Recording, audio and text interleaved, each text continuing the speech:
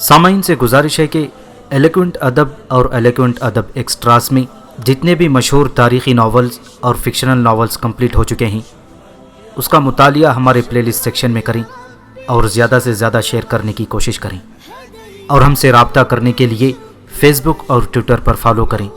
جزاک اللہ۔ بسم اللہ الرحمن الرحیم۔ امیر تیمور، دی ارتھ شیکر، جس نے دنیا ہلا ڈالی۔ ایپیسوڈ 24۔ شہر حلب میں خراج کی وصولی کے بعد تیمور نے فیض الدین کو رات کے کھانے میں اپنے ساتھ شریک ہونے کی دعوت دی، اور کھانا کھا لینے کے بعد فیض الدین نے تیمور کو دمشق کی خوبصورت آب و ہوا کے بارے میں بتایا۔ کہا جاتا ہے کہ فیض الدین نے جان بوجھ کر دمشق کا ذکر چھیڑا تاکہ تیمور کو حلب سے نکل کر دمشق جانے پر ابھار سکی۔ وہ کہنے لگا، اے امیر محترم، دنیا میں ایسا کوئی شہر نہیں جہاں کی بہار دمشق کے موسم بہار جیسی خوبصورت اور دل پذیر ہو۔ موسم بہار شروع ہونے سے 15 دن پہلے ہی دمشق کی فضا میں ہر طرف بہار کے پھولوں کی دلاویز خوشبو پھیل جاتی ہے، اور جب شہر سے باہر قدم رکھو تو جدھر نظر اٹھاؤ وہاں ہر طرف پھول اور سبزہ نظر آئے گا، اور تمہیں ہر طرف چہچہاتے پرندے نظر آئیں گے۔ دمشق میں بردہ نامی ایک دریا بہتا ہے۔ موسم بہار کے آغاز میں سفید رنگ کے پھول، سرخ رنگ کے پھول، بادام کے درخت، خوبانی کے درخت، چیڑ اور آڑو کے درخت دریائے بردہ کے دونوں کناروں پر دونوں جانب جتنی دور تک نظر دیکھ سکے یہ درخت اور پھول نظر آتے ہیں۔ تیمور نے فیض الدین سے پوچھا، کیا دمشق کا شہر حلب سے چھوٹا ہے؟ وہ کہنے لگا، ہاں اے امیر، دمشق ہمارے اس شہر سے چھوٹا ہے، مگر وہ بے حد خوبصورت ہے۔ اگر تم کسی بلندی والی جگہ سے دمشق کا نظارہ کرو، بالخصوص موسم بہار کے دوران، تو تمہیں یوں لگے گا جیسے تم کسی بڑے میدان جنگ یا باغ کے مرکز میں رکھے ہیروں اور فیروز وغیرہ کو دیکھ رہے ہو۔ تیمور نے پوچھا، اے شخص، میں نے سنا ہے کہ دمشق کے باشندے کسی دور میں عیسائیت پر یقین رکھتے تھے۔ امام مسجد فیض الدین نے کہا، ہاں اے امیر، سینٹ پال دمشق میں ہجرت نبوی صلی اللہ علیہ وسلم سے 500 سال قبل آئے تھے، اور انہوں نے اس شہر کے باشندوں کو نصرانی کر لیا اور یہاں ایک گرجا گھر بھی تعمیر کیا۔ یہ وہی گرجا ہے جو سب سے پہلے مسلمانوں کے ہاتھوں مسجد میں تبدیل ہوا۔ تیمور نے پوچھا، مسلمانوں نے کس دور میں اس گرجا کو مسجد میں تبدیل کیا تھا؟ فیض الدین نے جواب دیا، 17 ہجری میں خلیفہ دوم حضرت عمر بن خطاب رضی اللہ تعالیٰ عنہ نے شام فتح کرنے کا ارادہ کیا۔ انہوں نے حضرت عمرو بن عاص رضی اللہ تعالیٰ عنہ کی سربراہی میں ایک فوج روانہ کی۔ حضرت عمرو بن عاص رضی اللہ تعالیٰ عنہ نے دمشق پر قبضہ کر لیا اور خلیفہ دوم حضرت عمر کو پیغام بھیجا کہ وہ دمشق تشریف لائیں۔ جس روز حضرت عمر نے دمشق میں داخل ہونا تھا، شہر کے تمام بڑے بڑے لوگ خلیفہ کی پذیرائی کے لیے شہر سے باہر آئے، لیکن وہاں انہیں خلیفہ کی سواری کا نام و نشان نظر نہ آیا۔ کچھ دن بعد انہوں نے دیکھا کہ ایک سیاہ چہرہ آدمی اونٹ پر سوار ہو کر ان کی طرف آ رہا ہے، اور ایک طویل قامت سفید چہرے والا شخص اس اونٹ کی مہار اپنے کندھے پر رکھے آ رہا ہے۔ حضرت عمرو بن عاص رضی اللہ تعالیٰ عنہ بولے، خلیفۃ المسلمین تشریف لے آئیے۔ شہر کے لوگ تعجب سے بولے، کیا وہ سیاہ چہرے والا آدمی خلیفۃ المسلمین ہے؟ حضرت عمرو بن عاص بولے، نہیں، وہ تو خلیفہ کا غلام ہے، جبکہ خلیفہ وہ ہیں جنہوں نے اونٹ کی مہار تھام رکھی ہے۔ دمشق کے اشرفین کی حیرت اور بڑھ گئی، اور وہ تعجب سے کہنے لگے، یہ کیسا زمامدار ہے کہ خود تو پیدل چل رہا ہے اور اس کا غلام اونٹ پر سوار ہے۔ عمرو بن عاص رضی اللہ تعالیٰ عنہ نے جواب دیا، اسلام میں سب برابر ہیں، سفید فام کو سیاہ فام پر کوئی برتری حاصل نہیں، نیز آقا اور غلام میں کوئی فرق نہیں۔ خلیفۃ المسلمین کا طریقہ کار مساوات پر مبنی ہے، جس کے تحت سفر میں 1 کوس دور تک وہ خود اونٹ پر بیٹھتے ہیں اور غلام مہار لیے ساتھ چلتا ہے، پھر 1 کوس کے بعد غلام کو اونٹ پر سوار کر کے مہار خود تھام لیتے ہیں اور اونٹ کو لیے چلتے ہیں۔ دمشق کے زعماء یہ دیکھ کر بول اٹھے، بلا شبہ جس دین میں عدل و انصاف اور مساوات کا یہ معیار ہو وہ دین برحق ہے۔ چنانچہ وہ لوگ اسی وقت مسلمان ہو گئے۔ خلیفہ دوم حضرت عمر رضی اللہ تعالیٰ عنہ اسی وقت دمشق کے گرجے کی طرف تشریف لے گئے جسے سینٹ پال نے اس شہر میں تعمیر کیا تھا۔ وہاں پہنچ کر حضرت عمر رضی اللہ تعالیٰ عنہ نے فرمایا کہ یہ گرجا آج سے بنام خدا مسلمانوں کی مسجد بن گیا ہے۔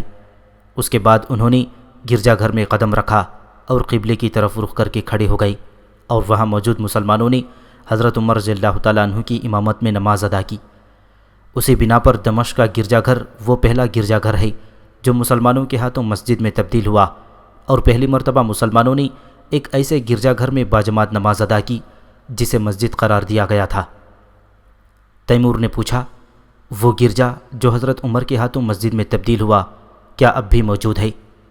شیخ فیض الدین نے جواب دیا، ہاں اے امیر محترم، تاہم گرجے کی عمارت کافی تبدیل ہو چکی ہے، کیونکہ میں دمشق گیا تو وہ اموی خلافت کا پایا تخت تھا جنہوں نے اس گرجا گھر کی عمارت میں توسیع کی۔ اس کے اطراف میں موجود گھر خرید کر گرا دیے گئے تاکہ ان کی زمین کو مسجد کے ساتھ ملحق کر دیا جائے۔ تاہم جس جگہ خلیفہ دوم حضرت عمر نے نماز ادا کی تھی وہ جگہ اب بھی موجود ہے، اور وہ مسجد اب مسجد عمر کے نام سے پکاری جاتی ہے۔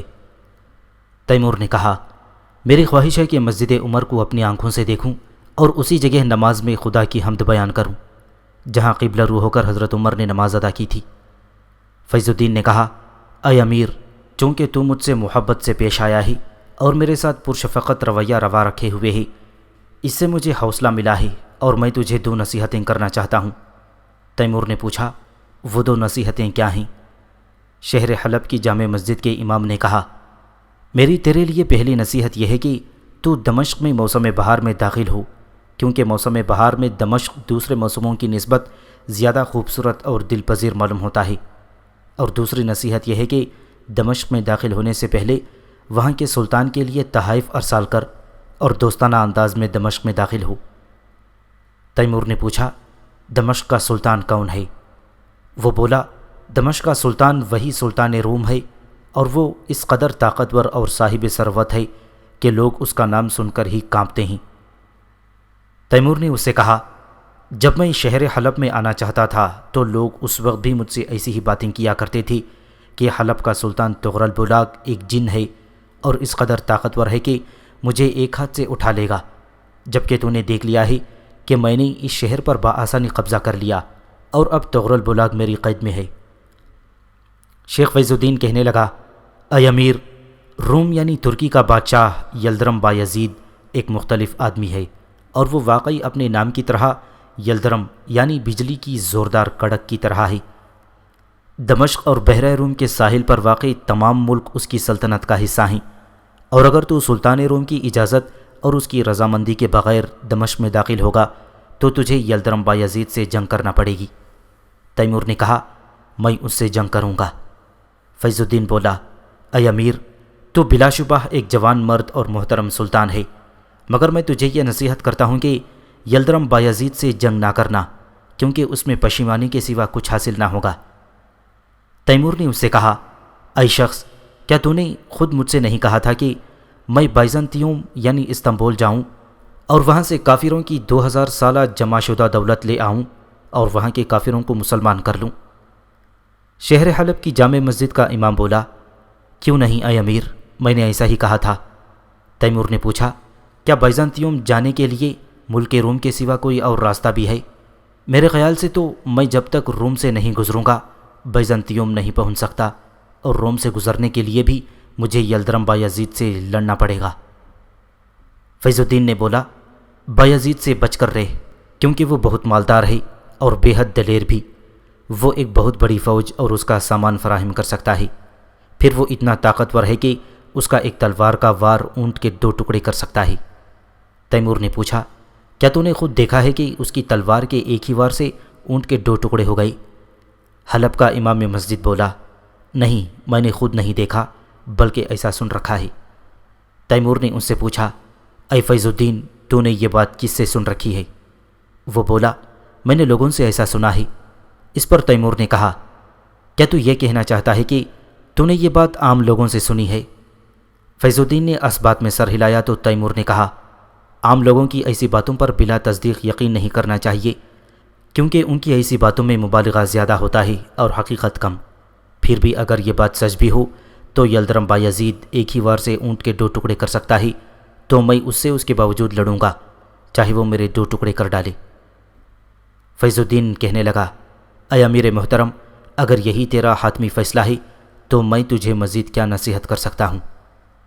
تیمور نے پوچھا، میں نے سنا ہے کہ دمشق میں بڑے بڑے ارباب رہتے ہیں، کیا یہ بات سچ ہے؟ وہ بولا، ہاں امیر، یہ سچ ہے۔ تیمور نے ان ارباب کے نام بتانے کو کہا۔ فیض الدین نے کہا، ان میں سے ایک عرب شاہ ہے۔ تیمور نے پوچھا، عرب شاہ کو کس شعبہ علم پر عبور حاصل ہے؟ جامع مسجد کے امام نے بتایا، عرب شاہ کو تمام علوم پر دسترس حاصل ہے اور وہ سریانی زبان بھی جانتا ہے۔ تیمور نے کہا، میں نے سریانی زبان کے بارے میں سن تو رکھا ہے، مگر آج تک کسی کو یہ زبان بولتے نہیں سنا، نہ ہی کسی کو اس زبان میں لکھتے دیکھا ہے۔ جامع مسجد کے امام نے کہا، اے امیر، اگر تو کبھی دمشق پہنچا اور عرب شاہ سے تیری ملاقات ہوئی تو اس زبان کو بولنے والے سے مل سکے گا، اور عرب شاہ تو ایک ایسا انسان ہے کہ آج تک کسی نے اس سے ایسا سوال نہیں کیا جس کا وہ جواب نہ جانتا ہو۔ ہاں، ایسے حالات کی بات اور ہے جن کا کوئی جواب ہی نہ بنتا ہو۔ پھر وہ مزید کہنے لگا، عرب شاہ تمام علوم کا ماہر ہے اور مائیں اس جیسے فرزند کم ہی جنم دیتی ہیں۔ دمشق کا دوسرا صاحب علم و فضل نظام الدین شامی ہے، جسے مشرق و مغرب کی فصیح ترین انسان کا لقب دیا گیا ہے، اور اس دور میں اس کے جیسا فصیح انسان دنیا میں کوئی دوسرا نہیں۔ دمشق کے یہ دونوں عالم اپنے علم و فضل کے اعتبار سے دنیا کے تمام عالموں سے نمایاں اور ممتاز ہیں۔ عرب شاہ تو آج کل بھی دمشق میں ہی مقیم ہے، جبکہ نظام الدین شامی کے بارے میں یہ وثوق سے نہیں کہا جا سکتا کہ وہ دمشق میں قیام پذیر ہے یا کہیں سفر وغیرہ پر گیا ہوا ہے۔ تیمور نے اس سے کہا، یا شیخ، میرا ارادہ ہے کہ اب میں حلب سے چلا جاؤں، کیونکہ اس شہر میں زیادہ دیر رکنا میری فوج کے لیے خطرناک ہو سکتا ہے۔ تغرل بولاک تو مجھے شکست نہیں دے سکا، مگر مجھے اس شہر کی حسین و خوبصورت عورتوں کی وجہ سے یہاں سے جانا ہوگا۔ مجھے اپنی ذات کے حوالے سے تو ان حسین عورتوں کا کوئی خوف نہیں ہے۔ اب میں اس عمر کو پہنچ گیا ہوں کہ جہاں آدمی خوبصورت عورتوں سے دور بھاگتا ہے، وہ اس وجہ سے عورتوں سے دور نہیں بھاگتا کہ وہ اسے سست اور کاہل بنا دیں گی، بلکہ اس وجہ سے دور بھاگتا ہے کہ اسے ان حسین عورتوں میں کوئی دلچسپی ہی باقی نہیں رہتی۔ تاہم میری فوج کے سپاہی جوان ہیں، جبکہ اس شہر کی عورتیں بے حد حسین اور دل ربا ہیں۔ چنانچہ اگر اس شہر میں میرا قیام طویل ہوا تو اس بات کا ڈر ہے کہ میرے سپاہی جنگجویانہ دلیری کے جذبوں کو کھو دیں گے، اور حسیناؤں کے پہلو میں رہ کر وہ بھی زنانہ پن کا شکار ہو جائیں گے۔ اب جب کہ میں اس شہر سے نکلنا چاہتا ہوں، میری خواہش ہے کہ تو مجھ سے کچھ مانگے تاکہ میں تیری خواہش اور درخواست پوری کروں، کیونکہ تو نے اس وقت تک مجھ سے کچھ نہیں مانگا۔ فیض الدین نے کہا، اے امیر، اب جب کہ تو مجھ پر کرم کرنے کا خواہاں ہے تو میں اب بھی تجھ سے اپنے لیے کچھ نہیں مانگوں گا۔ ہاں، البتہ یہاں کے مدرسہ عبید کے طلباء کی مدد کے سلسلے میں تیری توجہ ضرور چاہوں گا۔ 2 سال سے اس مدرسے کے طلباء اور اساتذہ کو وظیفہ نہیں ملا۔ یہ لوگ قسم پرسی کے شکار ہیں، اگر تم ان لوگوں کا وظیفہ ادا کر دو تو وہ اس تنگ حالی سے نجات پالیں گے۔ تیمور نے اس سے پوچھا، تمہارے مدرسہ عبید میں پڑھنے والے طلباء کی کتنی تعداد ہے؟ امام مسجد نے جواب دیا، مدرسے میں 115 طالب علم ہے۔ تیمور نے پوچھا، ہر طالب علم کو سالانہ کتنا وظیفہ ملتا ہے؟ اس نے 20 مثقال سونا بتایا۔ اس کے بعد تیمور نے مدرسے کے معلموں کے وظیفے کے بارے میں دریافت کیا۔ اس نے بتایا 40 مثقال سونا۔ تیمور نے اپنے صندوق بردار یعنی خزانچی کو بلا کر حکم دیا کہ وہ شیخ فیض الدین کو 3000 مثقال سونا ادا کر دے، تاکہ وہ خود جا کر مدرسہ عبید کے اساتذہ اور طلباء کو ان کا سالانہ وظیفہ ادا کر دے۔ اس کے بعد تیمور نے اپنے سرداروں کو طلب کر کے بتایا کہ وہ اگلے روز اس شہر سے نکل جائیں گے۔ اس روز تیمور نے دوپہر کے وقت تغرل بلاک کو طلب کر کے اس سے کہا، میں حلب سے جا رہا ہوں اور تجھے اپنے ساتھ لیے جا رہا ہوں، مگر تجھے ساتھ لے جانے کا مقصد کسی قسم کا آزار پہنچانا نہیں ہے، بلکہ جیسا کہ میں نے تجھ سے وعدہ کر رکھا ہے، تو میری امان میں رہے گا۔ اگر میں تجھے یہاں چھوڑ کر چلا گیا تو مجھے اپنے پیچھے یہاں کے حالات کے بارے میں اطمینان حاصل نہیں ہو سکے گا، اس لیے میں تجھے اپنے ساتھ لیے جا رہا ہوں تاکہ اپنے پیچھے یہاں کے حالات سے مطمئن رہوں۔ تیری غیر حاضری میں تیرا بیٹا یہاں کا حاکم رہے گا، اور تجھے یہ اطمینان دینے کے لیے کہ میں تجھے کوئی تکلیف نہ پہنچاؤں گا، میں کچھ دیر بعد تجھے آزاد کر دوں گا، اور اس وقت تیرا بیٹا اس بات کا پابند ہوگا کہ تیرے لیے تخت سے دستبردار ہو جائے اور تو دوبارہ یہاں کا سلطان بن جائے۔ اگر تیرے بیٹے نے اس وقت تخت نہ چھوڑا تو میں اس کے ساتھ سختی سے پیش آؤں گا۔ دمشق کی طرف تیمور کا سفر 2 وجوہات کی وجہ سے طویل ہو گیا۔ پہلی وجہ یہ تھی کہ راستے میں انہیں چند قبائل سے جنگ کرنا پڑی، اور دوسری وجہ یہ کہ سردیوں کا موسم شروع ہو گیا، جس کی وجہ سے مجبوراً کوہستانی علاقوں میں قیام کرنے پر مجبور ہونا پڑا۔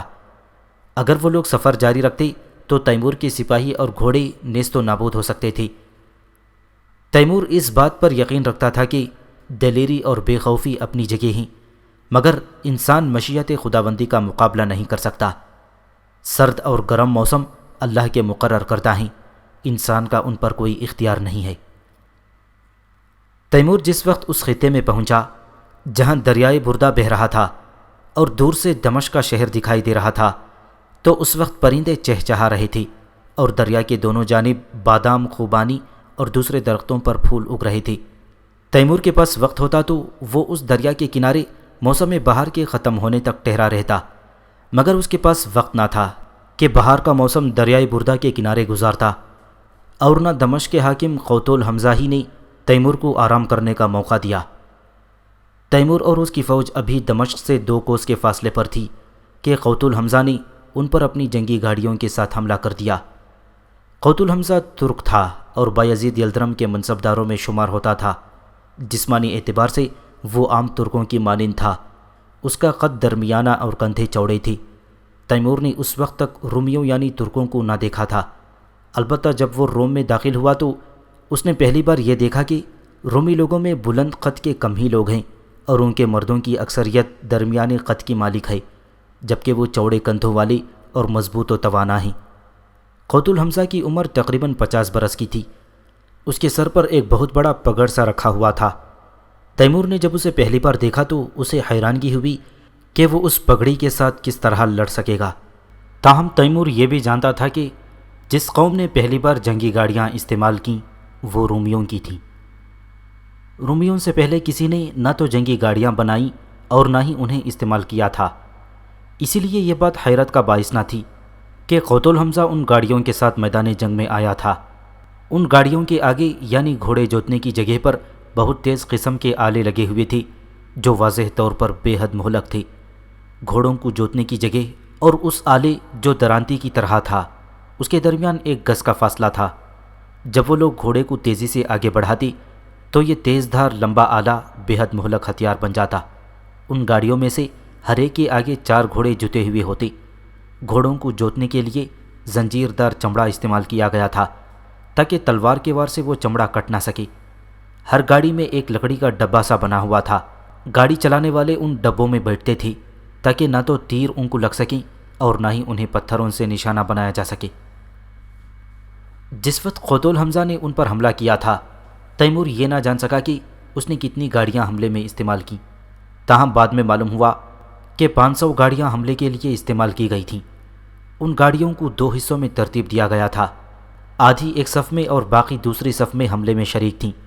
حملے کے وقت ان گاڑیوں کی رفتار آہستہ تھی اور اس وقت تک تیمور کی فوج میں کسی کو یہ اندازہ نہ تھا کہ یہ گاڑیاں ان کے لیے کس قدر مہلک ثابت ہوں گی۔ جب یہ گاڑیاں تیمور کے فوج کے نزدیک پہنچیں تو ایک دم ان کی رفتار تیز ہو گئی اور انہوں نے اس تیزی سے حملہ کیا کہ انہیں روکنے کا ہر طریقہ ناکام ہو کر رہ گیا۔ تیمور کو اس حملے نے پوری طرح سے گرفت میں لے لیا اور وہ فوری طور پر ان گاڑیوں کا کوئی توڑ نہ کر سکا۔ یہ گاڑیاں ہوا کی سی تیزی سے تیمور کی فوج کی صفوں میں گھس گئیں اور انہوں نے اس کے سوار سپاہیوں کو گھوڑوں سمیت الٹا رکھ دیا۔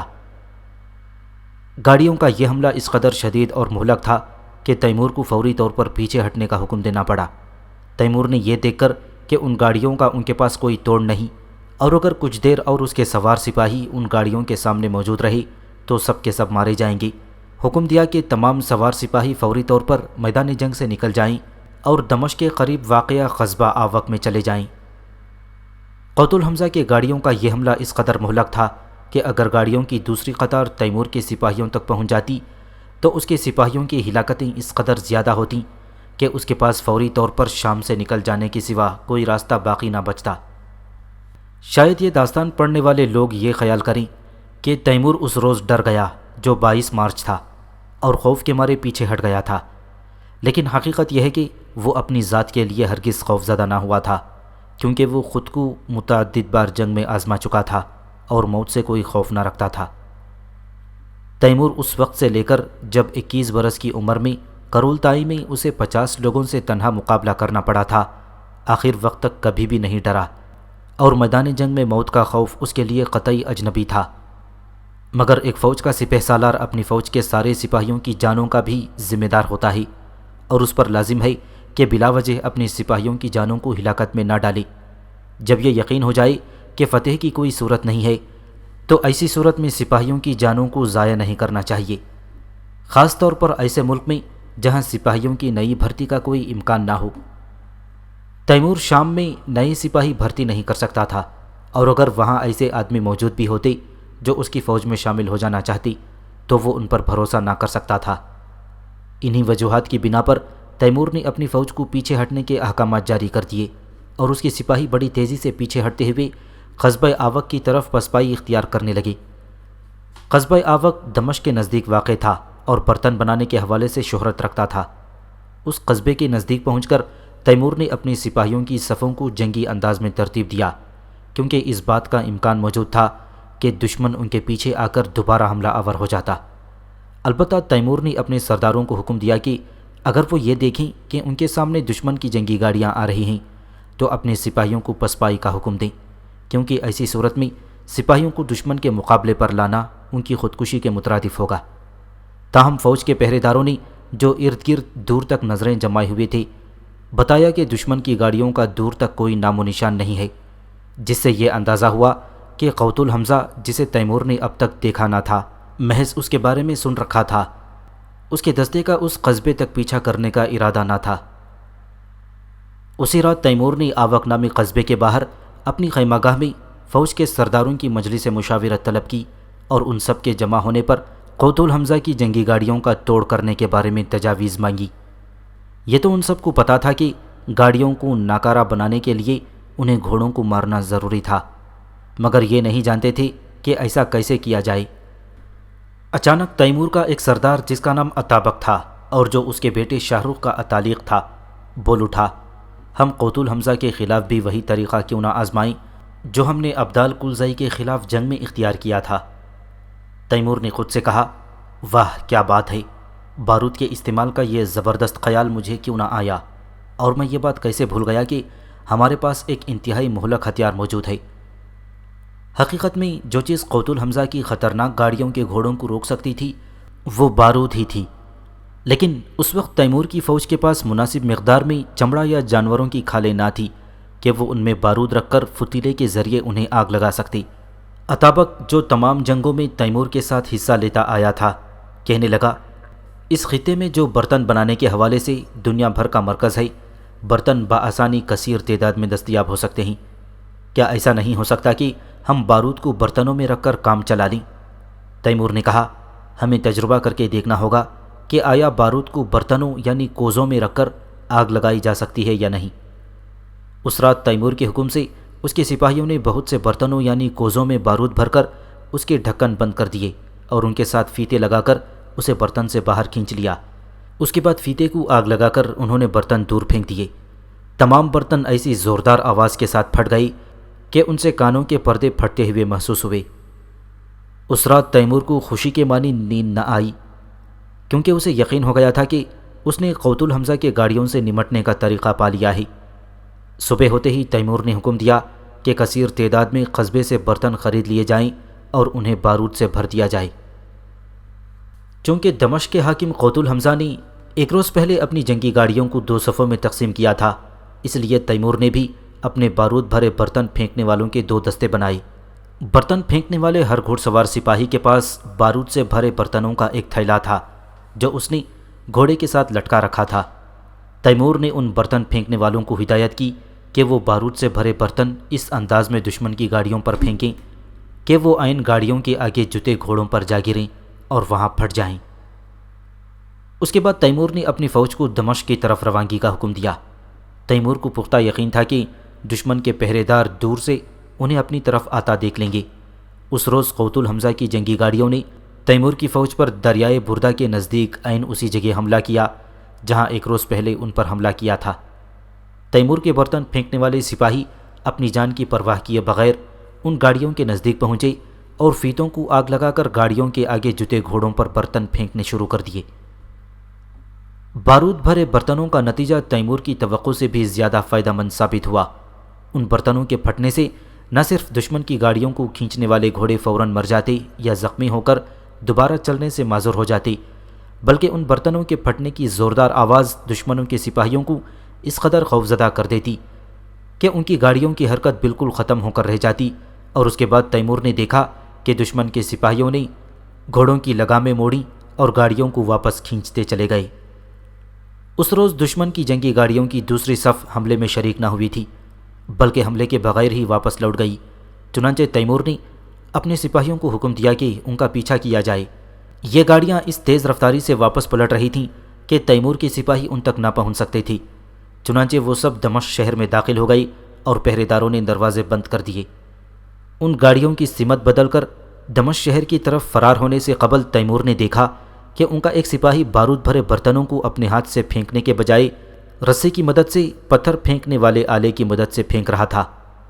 تیمور نے دیکھا کہ اس کی غلیل کی رسی کے سرے پتھر پھینکنے والی عام رسی کی نسبت زیادہ چوڑی تھی، اور اس لیے وہ بآسانی بارود بھرے برتن ان میں پھنسا کر پتھر کی جگہ انہیں دشمن کی طرف پھینک رہا تھا۔ چنانچہ تیمور نے دشمن کا پیچھا کرنے سے پہلے اس سپاہی کو اپنے حضور طلب کیا اور اسے پوچھا، تمہیں رسی کی مدد سے برتن پھینکنے کا حکم کس نے دیا تھا؟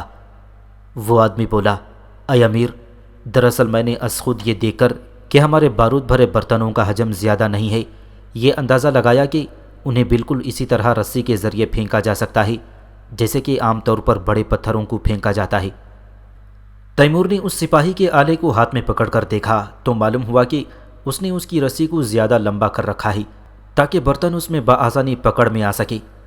وہ شخص چھوٹے برتن کو اس آلے میں رکھ کر اسے سرد کے گرد گھماتا اور اس آگ لگے فیتے والے برتن کو دشمن کی طرف ایسے پھینکتا کہ وہ عین اس مقام پر جا گرتا جہاں اسے گرنا چاہیے تھا۔ اس سب کو دیکھ کر تیمور نے فوری طور پر ایک فیصلہ کیا اور اپنے سپاہیوں کو حکم دیا کہ دمشق کے اندر بارود بھرے برتنوں کو بالکل اسی انداز میں پھینکا جائے جیسے کہ ان کا ساتھی سپاہی اپنے رسی والے آلے کی مدد سے پھینک رہا تھا۔ اس طرح سے بارود بھرے برتن پھینکنے کا یہ تجربہ انتہائی کامیاب رہا۔ صرف 3 ایسے سپاہی مارے گئے تھے جو یہ برتن دشمن کی طرف پھینک رہے تھے، اور وہ اس وجہ سے کہ بارود بھرے برتن ان کے ہاتھوں میں ہی پھٹ گئے تھے۔ یہ سپاہی نہ صرف جل گئے تھے بلکہ برتنوں کے ٹکڑوں نے ان کے سر، چہرہ، سینہ اور پیٹ تک چیر کر رکھ دیے تھے۔ ان 3 سپاہیوں کی ہلاکت سے انہیں یہ سبق ملا کہ رسی والے آلے کی مدد سے برتن کو پھینکتے ہوئے جلد ہاتھ سے چھوڑ دینا چاہیے، ورنہ بارود پھٹ کر خود پھینکنے والے کی ہلاکت کا سبب بن جاتا ہے۔ اس خطرے سے بچاؤ کے لیے انہوں نے نسبتاً لمبے فیتے بھی لگا دیے، اور تیمور نے اپنے برتن پھینکنے والوں کو ہدایت کی کہ وہ ان رسی سے بندھے بارود بھرے برتنوں کو 1 یا 2 دفعہ سے زیادہ نہ گھمائیں اور جلد چھوڑ دیں، کیونکہ اگر وہ انہیں زیادہ گھمائیں گے تو فیتے میں لگی آگ بارود تک پہنچ جائے گی اور وہ پھٹ جائے گا۔ تیمور کے برتن پھینکنے والوں نے اس کام میں اس قدر مہارت حاصل کر لی کہ اگلے برس بایزید یلدرم کے خلاف انگوریا میں ہونے والی جنگ کے دوران ان کا ایک بھی سپاہی اس کام کے دوران بارود کے اچانک پھٹ جانے سے ہلاک نہ ہوا تھا، حالانکہ اس جنگ میں تمام سپاہیوں نے ان بارود بھرے برتنوں کو رسی والے آلے کی مدد سے ہی دشمن کی طرف پھینکا تھا۔ 23 مارچ کو ان کی فتح اس قدر زبردست تھی کہ تیمور نے سوچا بارود بنانے کا طریقہ کبھی اس کے دشمنوں کے ہاتھ نہ لگنا چاہیے، کیونکہ اگر وہ ایسا کرنے میں کامیاب ہو جائے تو وہ بھی تیمور کی فوج کے خلاف اسے استعمال کرے گا اور بارود سے استفادہ کرنے کی برتری اس کے ہاتھ سے چھین جائے گی۔ اسی روز تیمور نے دمشق کا محاصرہ کر لیا، اور اگلے روز یعنی 24 مارچ کو وہ لوگ محاصرے کے لیے ضروری سامان مہیا کرنے اور رسی والے آلے یعنی گوپیا کی وسیع پیمانے پر تیاری میں مصروف رہے تاکہ تمام گوپیا انداز سپاہی پتھر کے بجائے بارود بھرے برتن پھینک سکیں۔ اسی دن ان کے گوپیا اندازوں نے یہ اندازہ لگایا کہ اگر وہ ہر برتن میں تھوڑے سے سنگریزے بھی رکھ دیں تو برتن پھٹنے کے بعد نہ صرف برتن کے ٹکڑے دشمن کے سپاہیوں کی ہلاکت کا سبب بنیں گے بلکہ یہ سنگریزے بھی انہیں بوکھلا کر رکھ دیں گے۔ جب ان لوگوں نے دمشق کا محاصرہ کرنے کے لیے ضروری سامان جمع کر لیا تھا تو چونکہ ان کے پاس بارود کی مقدار کم بچی تھی، اس لیے انہوں نے مزید بارود بھی تیار کر لیا تاکہ شہر پر حملے کے وقت کام آ سکے۔ 26 مارچ کو تیمور نے تیروں کے ذریعے چند خط اہل دمشق کی طرف ارسال کیے۔ ان خطوط میں لکھا تھا کہ اگر شہر کے باشندوں نے ان کے سامنے اطاعت قبول نہ کی تو وہ ان کے مردوں کو تحت کر دے گا اور عورتوں کو اپنے سپاہیوں میں بانٹ دے گا۔ مزید یہ کہ ان کے مال اسباب پر بھی قبضہ کر کے اپنے سرداروں اور سپاہیوں میں تقسیم کر دے گا۔ ان خطوط میں تیمور نے یہ بھی لکھا کہ اس کے سپاہیوں کے شہر میں داخل ہو جانے کے بعد جو بھی مسجد عمر میں داخل ہو جائے گا تو وہ ہر طرح کے نقصان سے محفوظ رہے گا اور اسے قتل کیا جائے گا اور نہ ہی قیدی بنایا جائے گا۔ نیز جو کوئی بھی خواہ مرد ہو یا عورت افصح المشرقین و مغربین یعنی مشرق و مغرب کے فصیح نظام الدین شامی کے گھر یا عرب شاہ کے گھر پناہ لے لے گا تو وہ بھی نقصان سے محفوظ رہے گا۔ تیمور نے دمشق کے فصیل پر کھڑے پہرے داروں کے ذریعے قوت الحمزہ کے لیے بھی یہ پیغام بھجوایا۔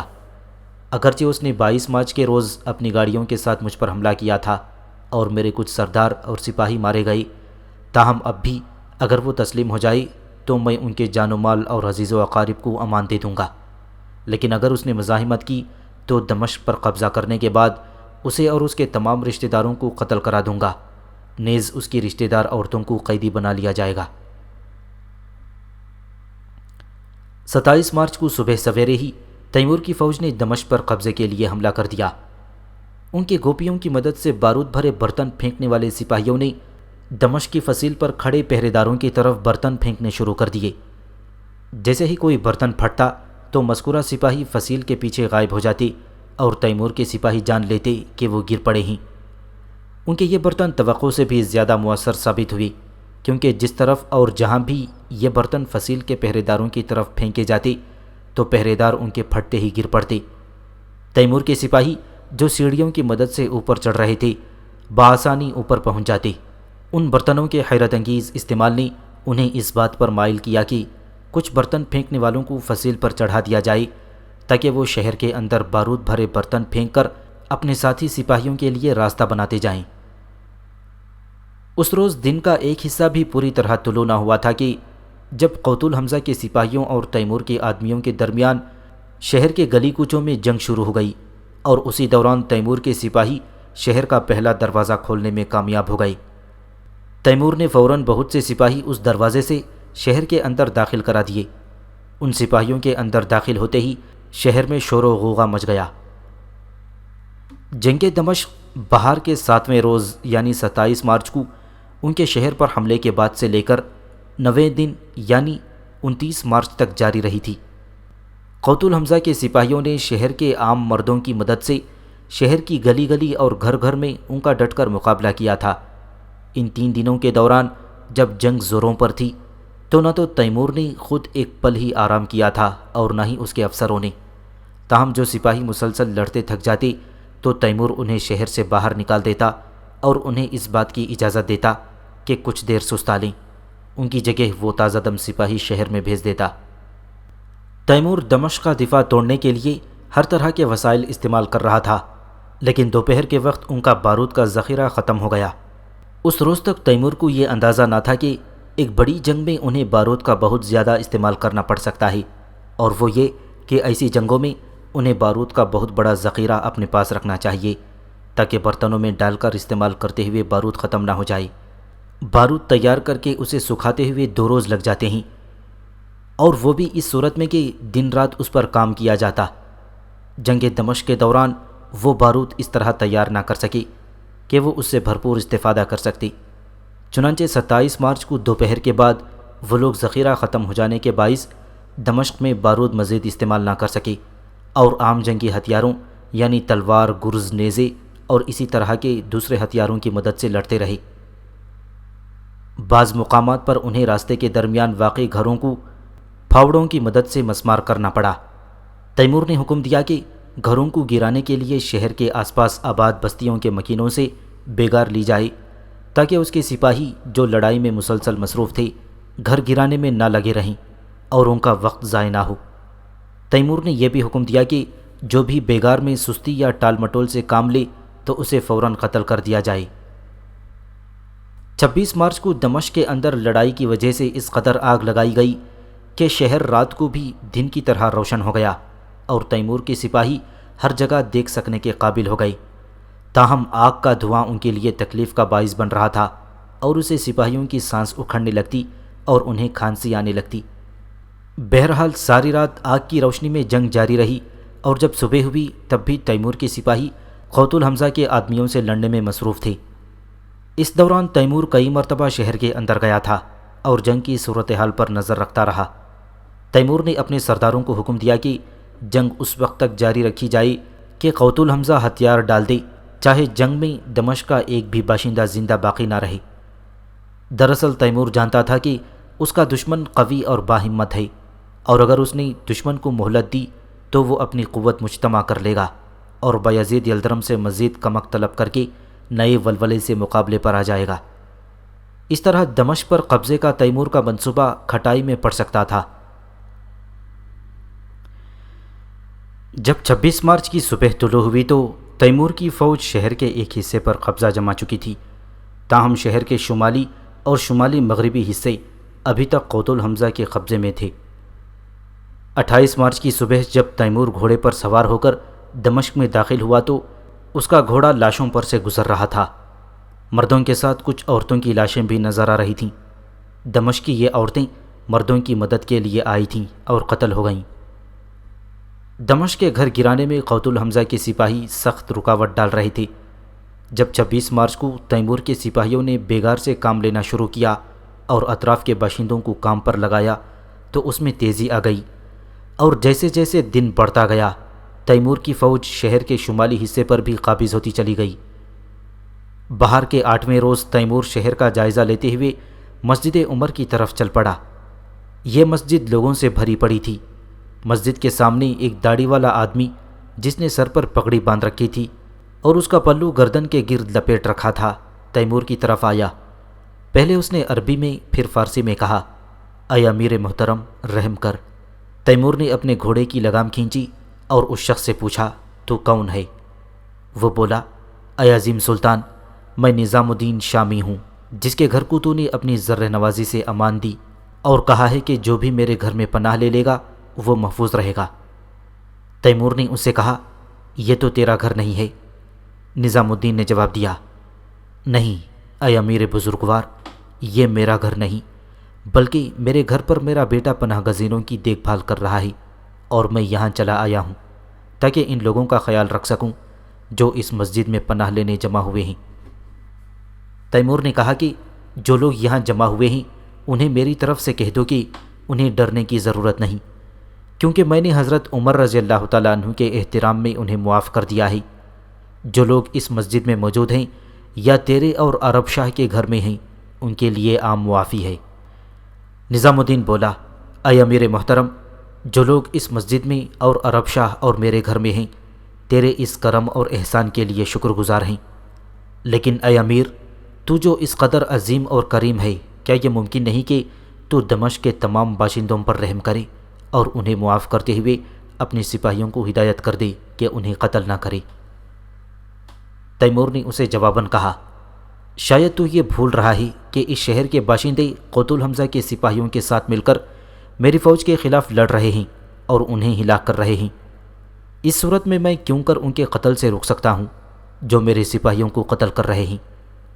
نظام الدین بولا، اس شہر کے لوگ تجھ سے لڑنا نہیں چاہتے اور نہ ہی تیرے آدمیوں کو قتل کرنا چاہتے ہیں، یہ تو قوت الحمزہ نے انہیں لڑائی پر مجبور کر رکھا ہے۔ تیمور نے کہا، میرے تجربے کے مطابق تو دمشق کے باشندے اپنی مرضی سے ہمارے خلاف لڑ رہے ہیں، اور میں مجبور ہوں کہ مزاحمت ختم کرنے کے لیے انہیں قتل کرا دوں۔ اگر تو انہیں جنگ جاری رکھنے سے روک سکتا ہے تو انہیں میری طرف سے کہہ دے کہ جو کوئی ہتھیار پھینک دے اور اطاعت قبول کرے اسے معاف کر دیا جائے اور قتل نہ کیا جائے۔ نظام الدین شامی نے اس روز سورج غروب ہونے تک ان لوگوں کو جو ابھی تک لڑ رہے تھے لڑائی سے روکنے کے لیے چند مرتبہ کوشش کی اور انہیں سمجھایا کہ اگر وہ ہتھیار پھینک دیں اور تسلیم ہو جائیں تو ان کی جان بخشی ہو جائے گی، لیکن قوت الحمزہ کے افسروں نے ہر مرتبہ یہی جواب دیا کہ وہ کسی کو ہتھیار ڈالنے کی اجازت نہ دیں گے، اور جو کوئی تسلیم ہونے کا ارادہ کرے گا اسے زندہ جلا دیا جائے گا یا پھر اس کی کھال ادھیڑ دی جائے گی۔ جب 28 مارچ کے روز سورج غروب ہوا تو اس وقت تک تیمور کے سپاہی سوائے شمال مغربی حصے کے پورے دمشق پر قبضہ ہو چکے تھے۔ موسم بہار کی نویں رات بھی پچھلی رات کی طرح آگ کی روشنی میں تیمور کے سپاہی گلی گلی اور گھر گھر لڑتے رہے۔ قوت الحمزہ کے سردار اور سپاہی ہتھیار ڈالنے پر تیار نہ تھے اور انہیں قتل کیے بغیر ان کے زیر تصرف علاقوں پر قبضہ ممکن نہ تھا۔ اس روز بھی شہر کے شمالی مغربی حصے میں کئی عورتیں اور بچے مارے گئے کیونکہ وہ جنگ میں اپنے مردوں کی مدد کے لیے شامل ہو گئے تھے، یعنی قوت الحمزہ کے سپاہیوں نے انہیں جنگ میں شامل ہونے پر مجبور کیا تھا۔ 29 مارچ کی صبح تک دمشق شہر کے شمال مغربی حصے میں 10-15 گھر ہی ایسے بچے تھے جو تیمور کے سپاہیوں کے ہاتھوں مسمار نہ ہوئے تھے، اور ان میں ایک بڑا باغ بھی تھا جس میں قوت الحمزہ خود موجود تھا۔ جنگ کا دورانیہ کم کرنے کے لیے تیمور نے حکم دیا کہ ان گھروں اور باغ پر 8 طرف سے حملہ کر دیا جائے۔ دوپہر سے کچھ دیر پہلے تیمور کے سپاہی اس باغ میں داخل ہو گئے جس میں قوت الحمزہ موجود تھا۔ قوت الحمزہ نے اپنی تلوار سے تیمور کے سپاہیوں پر حملہ کیا، مگر بہت جلد اس پر قابو پا لیا گیا اور تیمور کے سپاہیوں نے اس کا سر کاٹ کر تیمور کے حضور پیش کر دیا۔ جب دمشق کی مسجد عمر کے مینار سے نماز ظہر کے لیے مؤذن کی آواز بلند ہوئی تو دمشق کی جنگ کا بھی تیمور کی فتح کی صورت میں خاتمہ ہو گیا، مگر پورا شہر اس کے نتیجے میں تباہ ہو چکا تھا۔ جنگ ختم ہونے کے بعد پتہ چلا کہ ایک روز قبل قوت الحمزہ نے شہر کے شمال مغربی حصے میں واقع عرب شاہ کے گھر پناہ لینے والوں کو زبردستی بے دخل کر کے انہیں جنگ میں حصہ لینے پر مجبور کیا تھا۔ کوئی دوسرا راستہ نہ بچنے کی وجہ سے لوگ عرب شاہ کے گھر سے باہر نکل کر جنگ میں حصہ لینے پر مجبور ہو گئے اور ان میں سے کچھ مارے گئے، زخمی ہو گئے یا قیدی بنا لیے گئے۔ قوت الحمزہ تو خود عرب شاہ کو بھی جنگ میں شامل کرنا چاہتا تھا، مگر اس کی عمر اور بڑھاپے کو دیکھتے ہوئے قوت الحمزہ کے افسروں نے اسے معاف کر دیا۔ اگر قوت الحمزہ کو اس معافی کی خبر مل جاتی تو وہ یقیناً عرب شاہ اور اس کا ساتھ دینے والے افسروں کو قتل کرا دیتا۔